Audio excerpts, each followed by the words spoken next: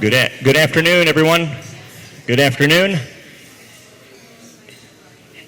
In an effort to keep this show moving and get all the things we want to cover today in, I'm going to get started on a couple short housekeeping items and then get our candidates up and get right into it. Feel free to keep eating as I talk.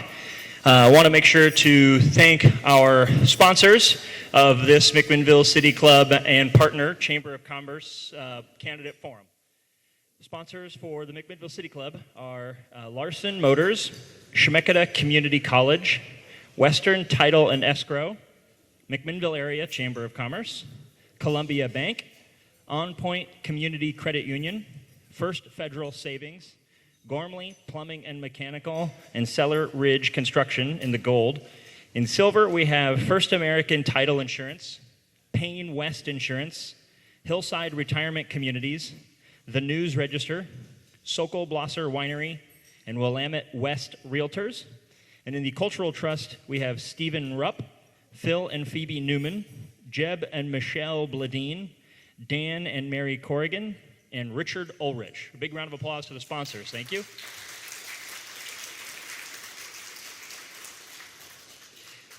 And again, I want to make sure to thank the Chamber of Commerce who partnered with us for this candidate forum, as they do now for all of our political and candidate forums. They helped us create content and do invites and make it a presentation with questions that are relevant to both the City Club as well as the Chamber of Commerce community. So a big round of applause and thank you to the Chamber of Commerce.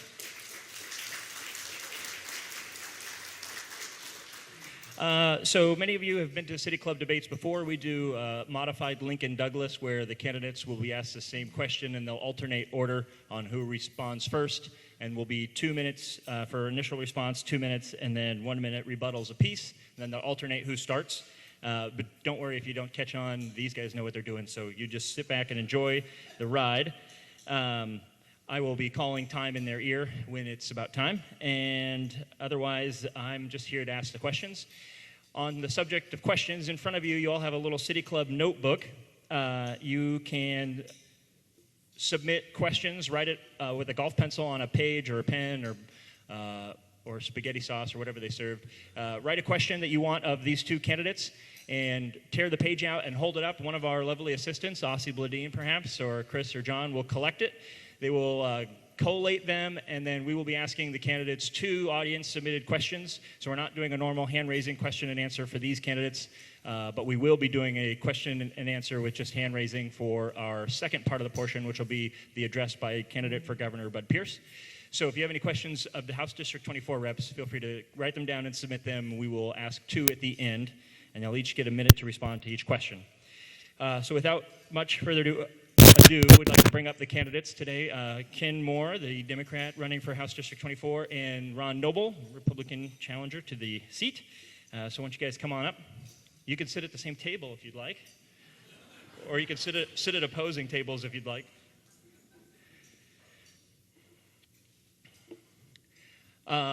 So just to help us with the candidate or the audience submitted questions, if you could submit your questions by the end of the second question. We're going to be asking 4 questions, so if you could help us out and submit a question by the end of the second question, gives us the most time to collate and ask those. Okay, without much further ado, we've determined that Mr. Moore will be going first, and each candidate has 2 minutes to give a welcoming statement. So we're going to start with the 2-minute welcoming statements. Mr. Moore, you will start us off. Once you locate your glasses, perhaps. The mics might be on or not be on. Yeah. There we go. How's that? Good. Okay. First of all, I'd like to say thank you to Zach and to John Gross of the McMinnville Area Chamber of Commerce for organizing this forum. Well, for those of you who haven't heard yet, I did build my own house with my own hands from the trees growing on the house site. Yes, that happened. I did it. It was one of the greatest experiences of my life. I raised 3 children in that house. They all graduated from Yamhill Carlton High School. And while I was doing that, I was working at Intel as an electrical engineer, building a house on evenings and weekends. That was a beautiful time of life. And I've had a lot of other experiences since then, and people kind of want to know, Well, what are your roots in the community? Well, I've had 80 acres of roots as a farmer of oats and alfalfa. And again, that was a great experience that has taught me a lot about agriculture and being a farmer. A little about my background. Like I said, I was an electrical engineer at Intel.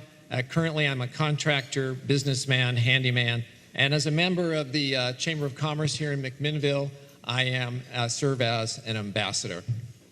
I'm currently serving on the Yamhill Planning Commission, addressing our urban growth boundary and the need to grow. It's a great opportunity. So the kids are grown and gone and have kids of their own. 30 seconds. Thank you. And when we all get together, my oldest son, Cormac, quickly organizes us into a game of baseball. It's a good time. So why am I running for office? I want to use my ability to bring people together and find consensus 10 seconds. and to move forward. We need more of this in Salem. After thousands of conversations on doorsteps, I'm ready to serve. Thank you very much. Mr. Noble, you have 2 minutes.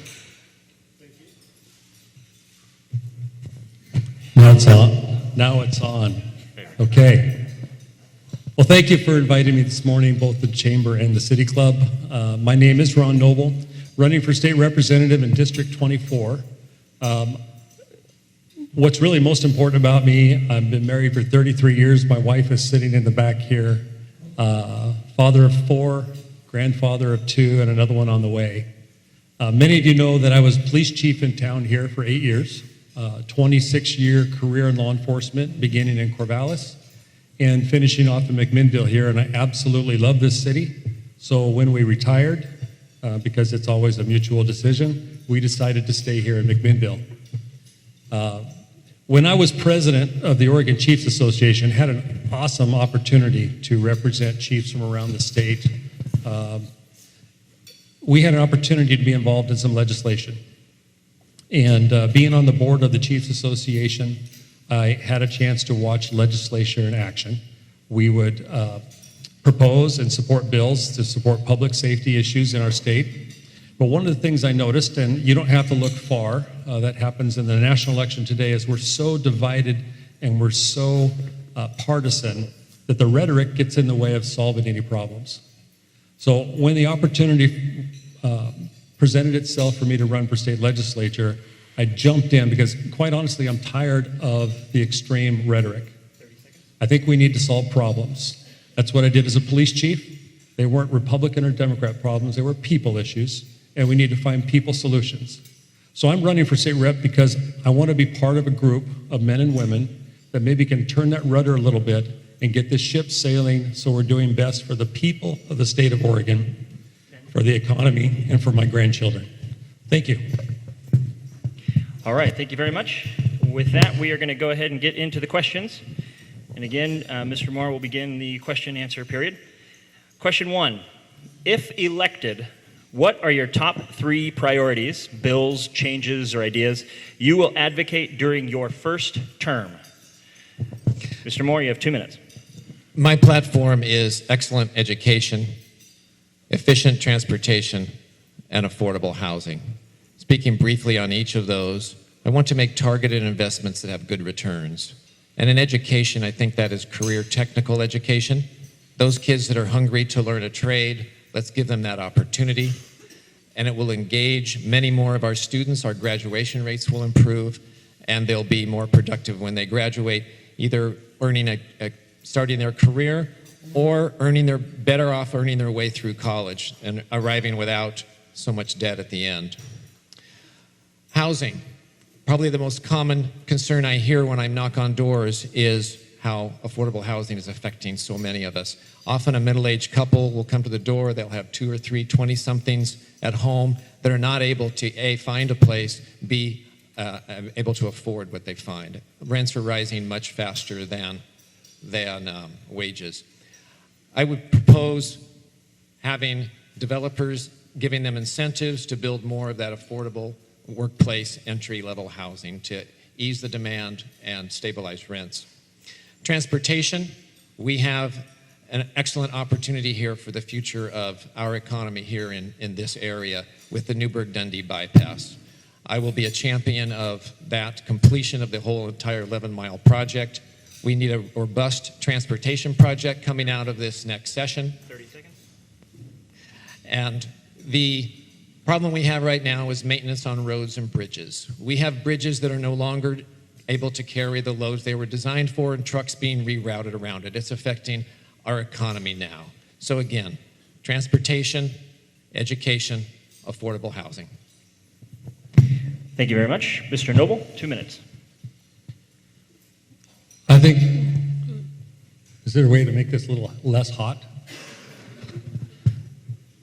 The first thing is to protect your tax dollars. Government credibility is at an all-time low, and right now we have way too much waste, and you don't have to look far for that. Think of Cover Oregon, think of the Columbia River crossing, and other things like that that just are a waste of our tax dollars. I have experience with budgets. I was fiscally responsible with the police department budget and had input in the citywide budget here in McMinnville. I understand what it takes to make tough decisions, to do what's best for people, and to make the right budget decisions. We need to ensure that our tax money, your hard-earned dollars, my hard-earned dollars, are used wisely and efficiently. Second, we need to stand up for children. It's no secret that our educational system could use a boost. We need to stabilize school funding. And you know, when we talk about this, everybody talks about making our schools first, but the reality is, over the last decade and a half, our school funding has dropped when you take into consideration inflation. Our school funding has dropped by 10%. So although it's been talked about for decades over one-party rule, the reality is there's no substance. There's been no funding. The third one is we need to grow our economy. We need to start facilitating an environment where people can grow, where people can be encouraged to be entrepreneurs, where jobs can flourish. That's how we fund education. That's how we fund transportation. That's how we fund healthcare. And unless we have a robust economy, we won't get where we need to go. Those are my priorities in the legislature. Thank you very much. Mr. Moore, you have 1 minute additional. Career technical education is a good investment. I also want to touch on early childhood education. Identifying those children that are coming from families that aren't preparing them to learn to read, to self-regulate, to sit still and listen when they get to first grade. Helping those kids to be able to learn to read, then they can read to learn, then they'll graduate. I think this is a focus, is a targeted investment we need to make and can't lose sight of, and I will prioritize in the next legislative session. Thank you. Mr. Noble? Just to finish my thought, our legislature has been short-sighted. They've making decisions that are harmful to business without thinking about the long-term impacts. One of those examples, even though all of us want to make more money, is minimum wage. When we project and tell people what minimum wage is going to be like 6 years from now, without knowing what the economy is going to be like 6 years from now, whether or not it will support that minimum wage, I think that's foolish and short-sighted. We need to keep in mind it takes a strong, robust economy, private industry, private business, small business to fund transportation, adequate health care, and an education system that we can be proud of so that our children grow up to be strong individuals contributing to our economy. Thank you very much. That concludes question number 1. Question 2, a major issue that local business has identified as important is a need for a robust and healthy labor force. Can you speak to this issue and describe how, if elected, you would address this identified issue? 2 minutes from Mr. Noble to start. We have a big skills gap. There are industries in this town, in this city right here, that need workers and cannot find workers. And we have people that are unemployed that can't find jobs. A good job starts with a good education. And that includes not just going to college, and I work in higher ed, but it also includes vocational training. It includes the opportunities to go through a journeymanship or an apprenticeship. We need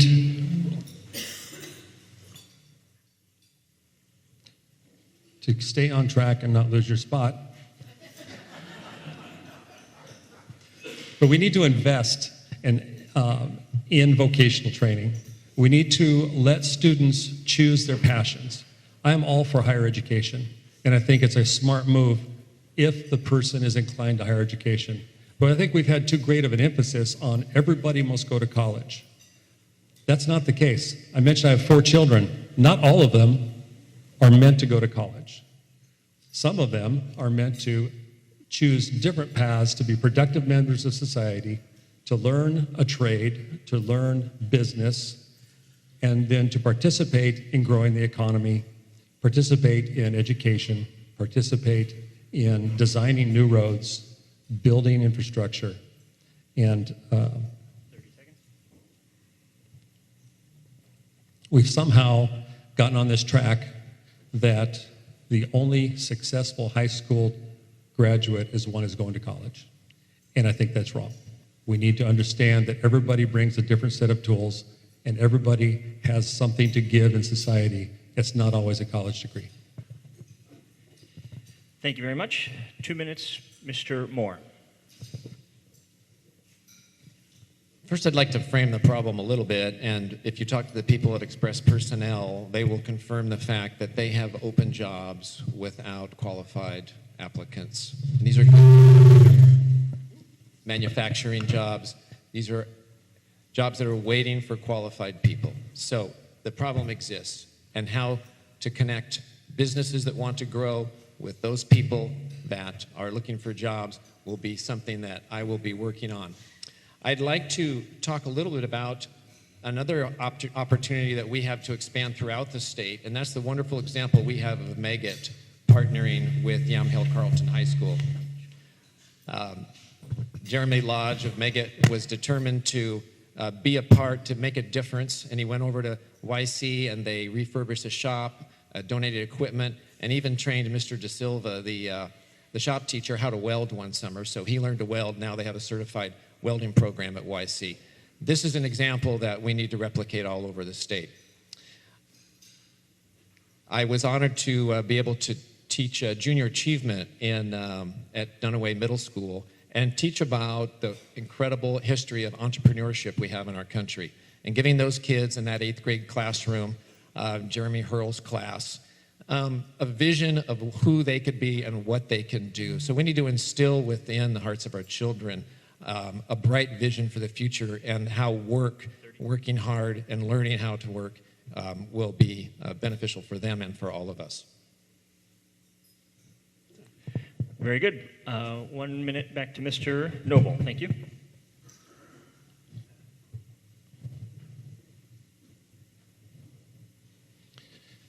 In order to have a healthy labor force, we talked about education, the need to educate our children, the need to provide vocational education. We also need to have, as I've mentioned already before, a robust economy. And then match the skills with the need. One of the harmful effects of not allowing people to pursue their dreams is we don't create new jobs, we don't create entrepreneurship, we don't allow people to dream of new ideas. And I heard once when I was in high school that my job, and it wasn't the case for me, probably didn't exist today. And people are told today, that children are told that what they do for a career may not even exist today. That doesn't happen unless we allow them to follow their passions and become entrepreneurs. And 1 minute back to you, Mr. Moore. I'd like to tell you just a little story about I was on a job putting in some windows, and the young man that lived there wanted to help. So I said, great, here, cut this piece of sheetrock for me. Here's a tape measure. And he went over and he pulled out the tape measure, and it's good it was just he and I. And I certainly didn't embarrass him at all, but I quickly realized that he did not know how to use a tape measure. This is a high school graduate. Big, strong, strapping, smart kid, had never used a tape measure. 30 seconds. So I taught him how. He knows how to count. He's smart. He's had math, but just the quarter inch, the eighth inch, the 16th inch. These are the practical skills that we need to make sure that we're handing off to our children. Okay. Moving on to question number 3. Again, this was the opportunity to submit any questions closed. Thank you very much to our runners. Question 3. From Second Amendment rights to cyber identity theft, security, and its threats are often discussed. In your opinion, what is the legislature's role in protecting Oregonians, and how will you help? So again, kind of talking about Second Amendment rights and cyber identity theft, security and its threats are often discussed. In your opinion, what is the legislature's role in protecting Oregonians, and how will you help? Mr. Moore, you'll begin with 2 minutes on the issue. One of the primary roles of government is to keep us safe in our homes and in our neighborhoods. I think all Oregonians deserve to feel safe, and we especially need to protect our children and our seniors. This is a big part of my platform, if you'll review children and seniors. The role of the legislature is to use public safety dollars as efficiently as possible to keep our communities safe. I will work on policies that are smart on crime and work to maximize our limited resources, such as the limited number of officers that we have on the ground. For nonviolent drug offenses, we need to prioritize drug treatment and evidence-based departure to probation rather than costly prison time where possible. Going back to my platform, creating affordable housing will reduce the demand on officers responding to issues of homelessness, allowing them to respond to other needs in the community. All of this frees up demands on law enforcement and allows them to protect us. Okay, 2 minutes to you, Mr. Noble. I am absolutely thrilled to hear that Ken agrees with me that one of the primary responsibilities of government is to provide an environment where people can be safe, can grow and flourish. And I've dedicated 26 years of my life to doing that. But I think this question is more specific to the friction, or I guess the opposition of safety and security versus freedom. And how much intrusion should government have into your lives? That's the Second Amendment, that's cybersecurity, that's ID theft, and I can go on with automatic license plate readers, red light or photo red light, photo radar. How much should be involved in infringing into your rights? We need a safe environment. That's government's responsibility, but we need to make sure that we don't infringe so far that you lose freedoms. If I want somebody to know where I am on the highway, what direction I'm going, how fast I'm going, I'll give them a call with my hands-free phone and let them know. I don't need government to know that. And I think there's always going to be a trade-off between actual safety and a feeling of safety, which are two different things. Because if you don't feel safe, you won't come and live in McMinnville. But if you're not actually safe, shame on the police department, shame on the city council and the legislature for not making sure you're safe. 30 seconds. But there is that trade-off. You can look at TSA, which in my estimation is more of a feeling of safety. There is some security there, but it's more of a feeling of safety than actual safety. And a lot of other things that we do in our society to ensure that people have an environment where they can grow and flourish. Thank you. Thank you. Mr. Moore, another minute? Okay. Mr. Noble, minute back to you if you'd like. Okay. Moving on to question number 4. Ballot Measure 97, which would impact Oregon's tax code, is being put to voters this election. Do you advocate for a change in Oregon's tax structure? And if so, what change would you make? Question goes to Mr. Noble first for 2 minutes. Well, first I'd like to comment on Measure 97. And I'm very proud to say that I think is the worst idea I've ever heard in my adult life. There's been other ideas, but specific to taxes. And I think the impacts, again, this is not the legislature, but the people behind this measure, it's short-sighted. They're not looking at what the long-term impacts are to a gross sales tax that has nothing to do with profit. Any high volume business does a lot more than $25 million, and their margin is generally low. That's why they do high volume. But the real impacts are actually going to be to you and me. Even the Nonpartisan Legislative Revenue Office predicts that 50 to 60% of those taxes will be passed on to you and me. Other people have predicted possibly higher, which means we're all going to get hit with higher health care, higher groceries, higher fuel, electricity, everything else we depend on day to day. I don't see how that helps seniors in healthcare. I don't see that helps education just by throwing money at problems that need to be solved. And we have a lot of problems that need to be solved. I know in my life, anytime I had a budget problem, it was a spending problem. I always wanted more revenue, but really the issue was spending too much, it's not a revenue problem.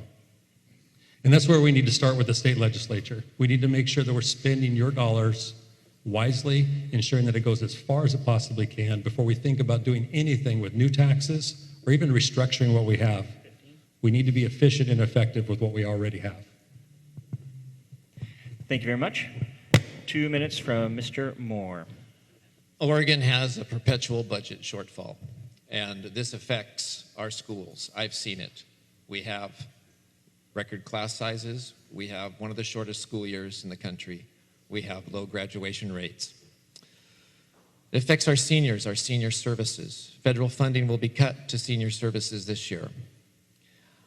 It affects our health care as largely a result of federal health care being cut to the state. We'll have an $800 million budget shortfall in health care.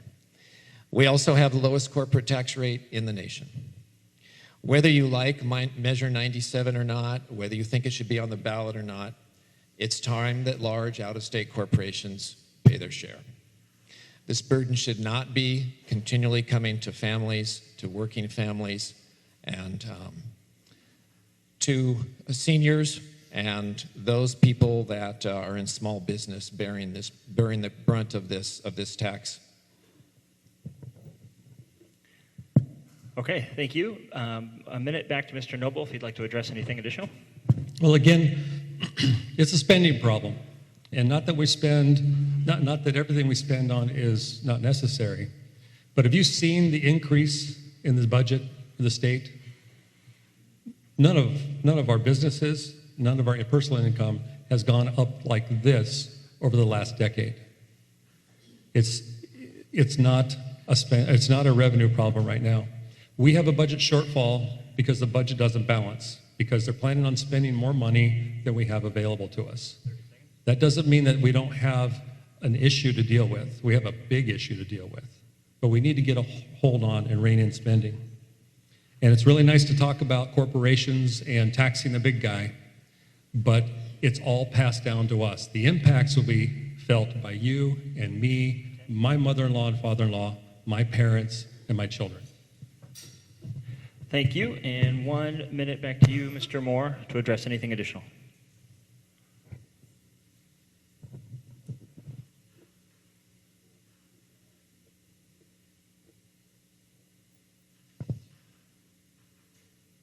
We can cut the budget. We can put a lot of people that have health insurance now, we can put them back onto not having health insurance. That's a choice. We can make our class sizes larger, and we can reduce the services to those seniors that help keep them in their home. If we do that, it will cost us more. Seniors that become institutionalized are more expensive. People that come out of school without a good education are more expensive. We need to face this budget shortfall, and we need to do it with tax reform. Again, it may not be 97, but if I'm your legislator, I'll be working to fill this budget gap. Thank you very much. We're going to go to some audience-submitted questions. Lots of good questions. A lot had a common theme, so we tried to digest enough of the common theme questions and put them down into one question that captures as much as we can for each one. So question number one, and each candidate will get a 1-minute response, and we'll start again with Mr. Moore. So question one, what steps need to be taken to fix the issues with Oregon's public employee retirement system? Again, what steps need to be taken to fix the issues with Oregon's public employee retirement system? A minute to you, Mr. Moore. I'm so glad somebody finally asked me that because I've been holding back on the answer. Now you're going to get the solution, right? Yeah. There are 7 proposals on the table by a bipartisan committee on how to save some money on PERS. Whether they are going to be the subject of many lawsuits if they go forward is yet to be seen. And it hasn't been calculated how much money these proposals will save. 30 seconds. And those proposals, I think if you will, when you do see the results of how much they will save, it won't come close. All right? So there's really nothing on the table right now except maybe giving the tools to the Oregon Investment Council that they need to maximize the ability to improve on our investments. That's one way forward. We need to have a robust economy that can continue to support our public employee system. Thank you very much. Mr. Noble. So I'm speaking also as a PERS retiree. But I retired at 60% of my income. Excuse me, not 100. And I believe we need to, well, actually the Supreme Court has said we need to keep our contract, whether we like it or not. I agree that there are some things being discussed now that may have some impact. I think we need to maximize our investments so we get the best return on our dollars there. We need to look at ways to reduce more long-term debt. And I think the state needs to get out of the retirement business. I think we need to start looking a little bit more proactive towards what my grandchildren are going to have to deal with. And that's not going to get rid of the PERS deficit right now, but we need to start at least looking long-term as to how we can get out of this. And it may not be my generation, but it will be my kids' generation and my grandchildren's generation. Thank you very much. Question 2, submitted by the audience here. What is your opinion on Oregon's carbon tax legislation? And what do you think the legislation should do to promote renewable energy? I'm going to read it again, and then we'll start with Mr. Noble. What is your opinion on Oregon's carbon tax legislation? And what do you think the legislation should do to promote renewable energy? Mr. Noble? Well, I think that our current carbon tax legislation is one of those areas that we're spending money and we're not getting a return on our dollar. And state government needs to do that as well. I'm not saying that we don't need to take care of the environment, that we don't need to reduce our carbon footprint, but the current legislation is just low-hanging fruit that has no impact on the long-term issues and problems. We have a whole a state full of forests that we don't manage anymore and we let burn every year, that creates the largest carbon impact in the state that you could ever dream of, other than if a volcano going. But what we need to do is start thinking long-term and strategically. The money we're investing right now is wasted money. That's an area we can cut because we don't get a return on our dollar. There are other big things we need to address. Thank you very much. And Mr. Moore, 1 minute. You have 1 minute. So I'll talk really fast. I think the current legislation that's on the table is cap and trade, and cap and trade versus carbon tax. Cap and trade doesn't really address the problem for a lot of reasons that satisfies me. It doesn't actually put a floor or any kind of metric on how much carbon we produce.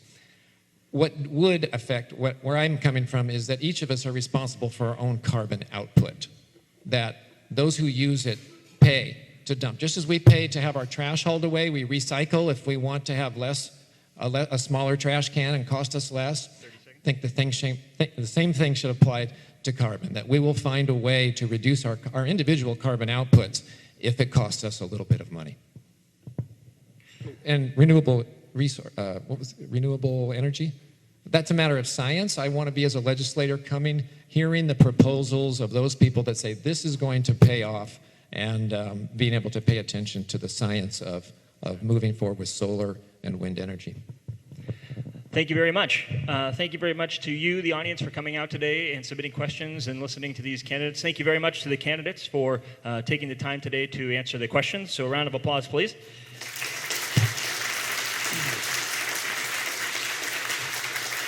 I'm sure the candidates will be hanging out for a while, but we'd like to move along to the next portion of our program. We're going to hear from we invited both candidates for governor of Oregon, and one came to show, so we wanted to give him some time to address the public. He will have a few minutes to talk and give an address, and then he'll go right into questions. Aussie and I will go around on the sides with the microphone, so if you have a question for Mr. Pierce when he opens it up, please raise your hand and flag one of us down, and we will make sure your question gets heard. So let's welcome to the stage the Republican candidate for governor, Mr. Bud Pierce.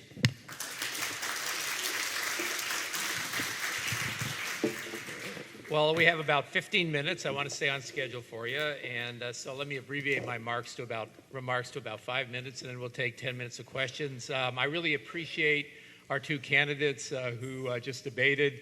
You know, the quality of our leadership going forward is dependent upon private citizens being willing to step up and to serve. And I think for people to do that and to serve 2, 4, 6, or maybe 8 years, to try to make the changes that are necessary and then step aside and let other quality candidates move forward is very important to our society. So I'm looking at this audience, a lot of talented people, so when you get your chance, go ahead and run.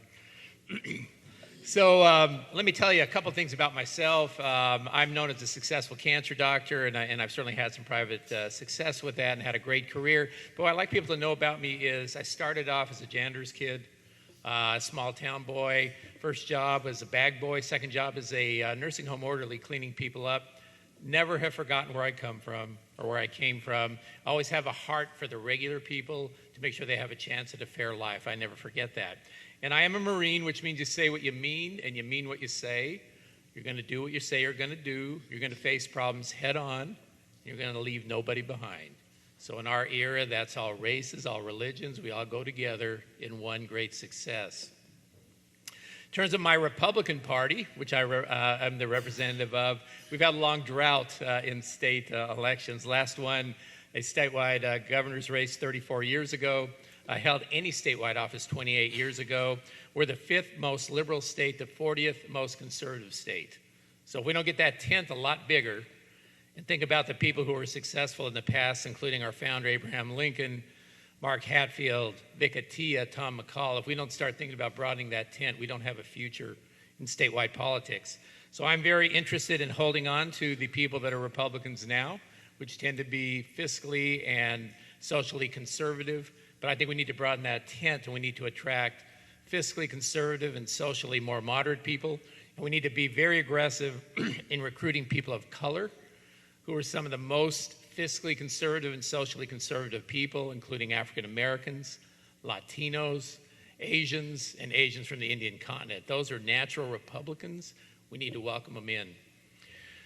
In terms of my thinking on the relationship of we the citizens and our government, I think back to the founding documents of our nation. We think about the inalienable rights, the rights given to us as citizens or people by power greater than government. You can think about as God, nature, however you think about it. Those are the rights of life. That's really public safety. Liberty, free to be who you are and what you are and to live the way you want to live. Pursuit of happiness, prosperity, and that is, again, to have a good economic future. Government, that is here. Government is down here, created to support that. So government has a very important role in public safety to make sure we're safe about our daily business. In terms of our liberty, we have different views. When we have disputes, I think it's important for our government to ask people to solve their disputes, to bring in mediation and reconciliation if needed, but not to dictate from afar. So whether it be cakes or bathrooms or whatever the social issue is, we need people to solve it a step at a time from the ground up and come to agreement so that we can live in harmony. In pursuit of happiness or prosperity, again, very important that government be on the side of private business. Private business has to drive prosperity. We need to have a regulatory environment that has a dual mandate, necessary regulations that must be enforced to have a safe society, but what you're regulating needs to prosper and thrive. You don't kill it. So that's what government has to achieve, and it's balance. And finally, in terms of the policy imperatives, you can break them up into two groups. One is more on the human side, and the other is on the practical economic side.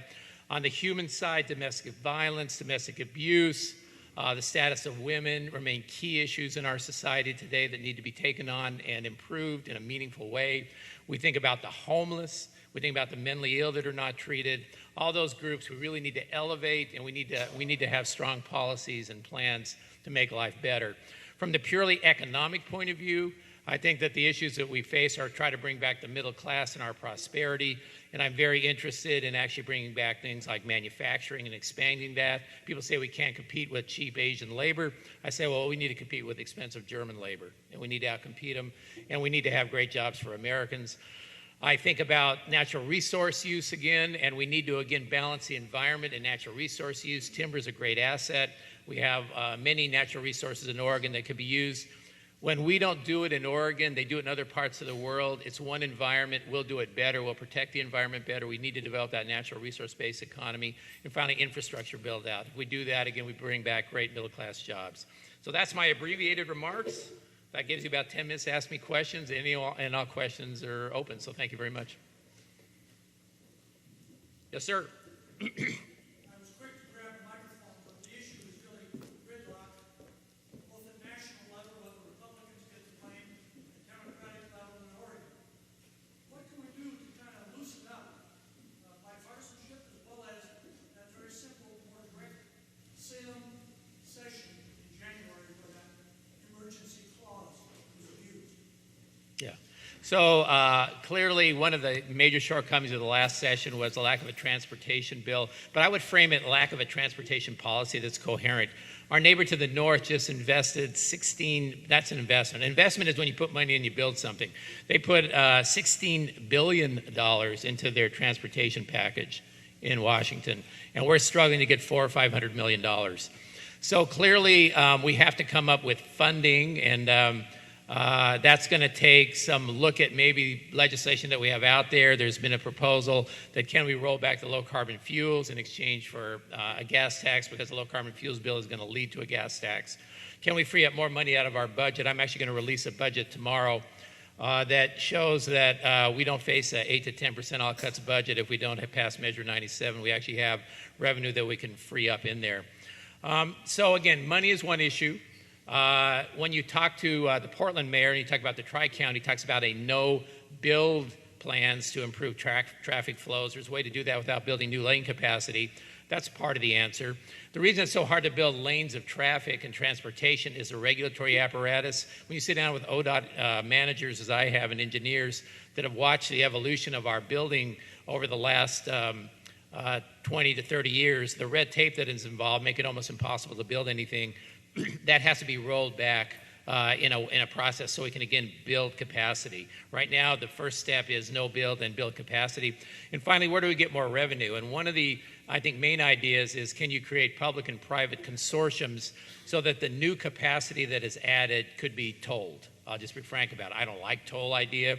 I'm a Westerner. It's not a natural attraction to me. But if you're talking about adding new bridges, adding new capacity to what's existing, and giving people the option to stay on the already paid for free or go on the faster moving new build, that's, I think, is an option. So it really comes down to a vision, doing what you can right away on no build options, which is, again, traffic flow and the way you deal with that, and then unraveling the red tape so we can actually build capacity. And I am committed to the idea that we need more lanes of traffic. I look at the future of transportation as autonomous drive.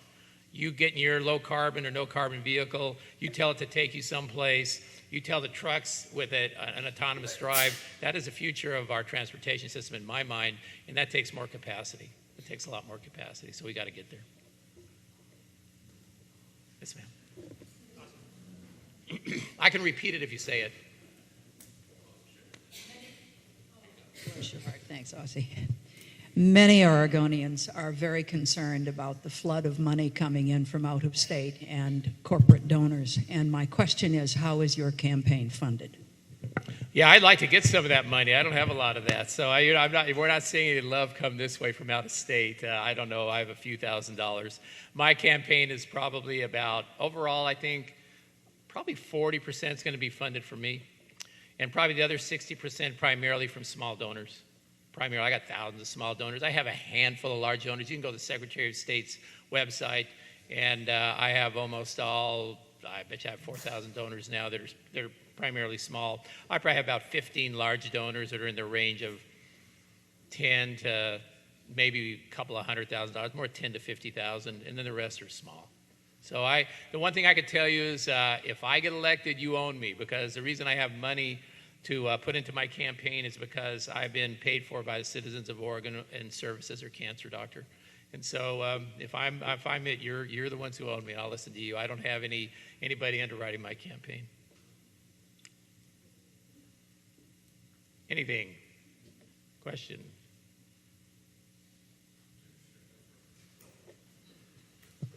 Oh, good. 5 minutes. 5 minutes? Do I 5 get minutes. 4.5 and he gets 30? Okay. The urban-rural power struggle in Oregon is obviously a human choice where we live. But the rural society is such as ours, and most desperately Eastern Oregon, where they are looking at severe water problems. And the conflict of the Malheur was government versus private land control.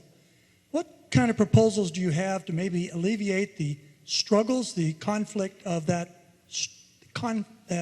urban-rural Okay. divide? So a few thoughts on urban-rural divide. I think that land use planning, the original concept of land use planning, which was to prevent sprawl and let the counties sort out a lot of the rules. I think we need to have more flexibility at the county level. I think land use planning, I know Ben just went through a land use planning process, and I'll move on to the topic, in which they spent 7 years to come up with their first document since 1982 to free up 2,400 acres of land and 1,600 pages. And they wrote it that way because they think Salem will accept it.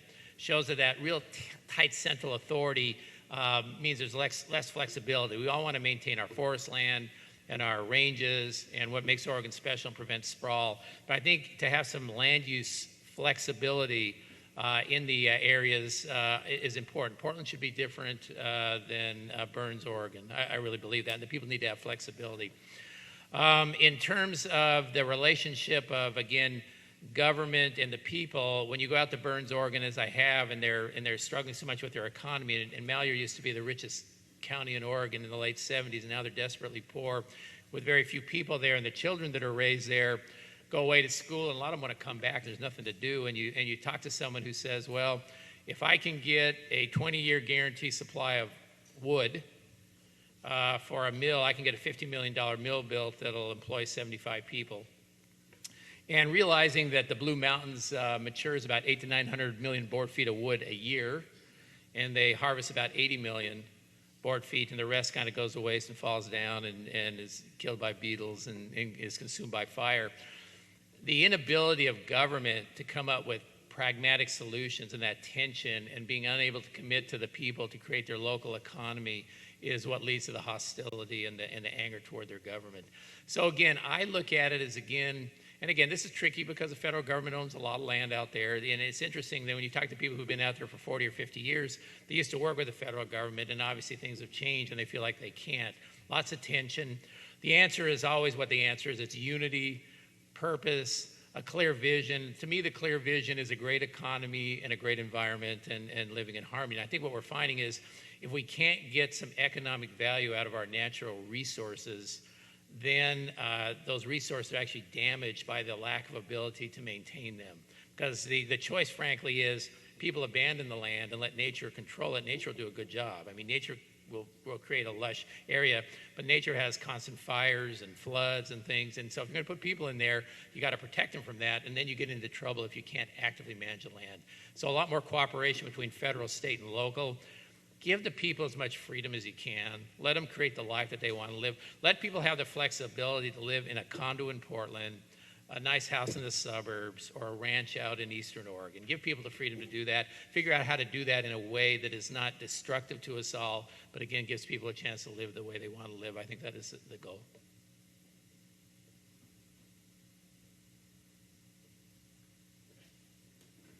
Right? Thank you very much.